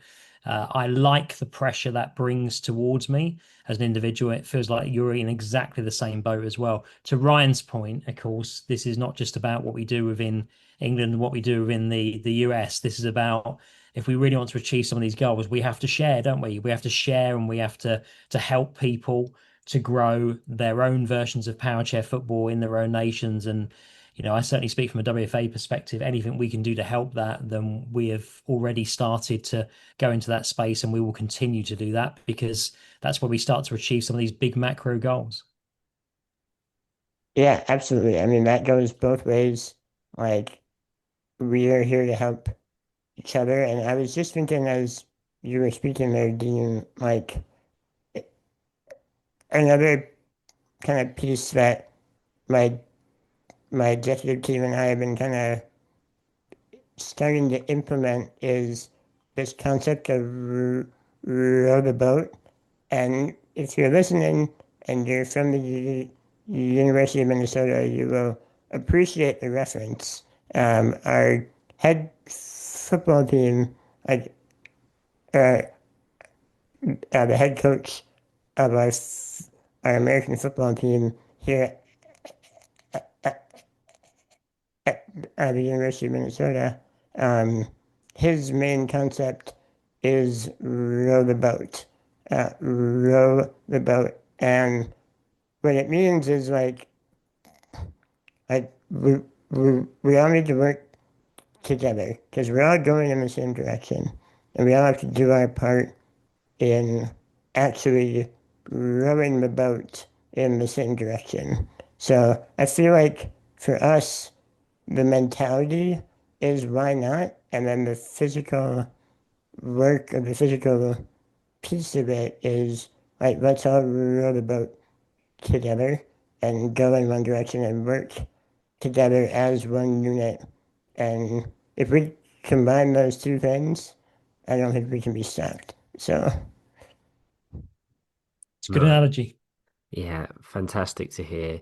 Nathan, it's been brilliant diving into your journey today from your playing career with Minnesota Shockwave and its various iterations and Team USA through to your role leading the USPSA. Before we wrap up, I want to finish on something a little bit lighter, a quick fire round, short, snappy questions, and whatever comes to mind first. Just say, not long answers, just your instincts. Is that all right? yep, I'm ready for it. Let's do it. One word to describe power soccer. Uh, intense. If you could bring one innovation into the sport tomorrow, what would it be? Speed boost. Your dream sponsor or partner for the USPSA? Nike. Nice. Favorite personal memory on the court? winning our first national championship. 2012, if I recall. Yep. Yeah. Nice. Yep. Toughest opponent you've ever faced? France. If you could play one match anywhere in the world, in any arena or stadium, where would it be?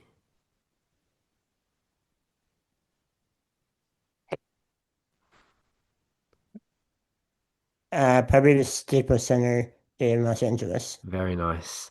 And to finish, excluding any USA players, if you were building your fantasy four player team, who makes the cut? Wait, I can't use any US players? No US players. Okay. Momo, Brian, Vice. Ooh. Uh, do I have to go ones and twos? No, you can be for it can be as many ones and twos Okay. as you want. All right, so I would go Momo, Brian, John Bogan, and Chris Jordan. Very nice. Very nice. Nathan, thank you so much for joining us today. It's been a fantastic hearing about your journey as a player, your experience with Team USA, and now your vision as president of the USPSA. Dean, thank you as always for being alongside me. And Pleasure. a huge thank you to MK Battery for their continued support in powering this podcast and the wider sport. Thank you to everyone that's listened. We will no doubt be back very soon with another episode. Thank you, Dean. Thank you very much, Ryan. Thank you, Nathan. Thank you, Nathan. Thank you so much, guys. This is a lot of fun. I'm excited for the future. As are we.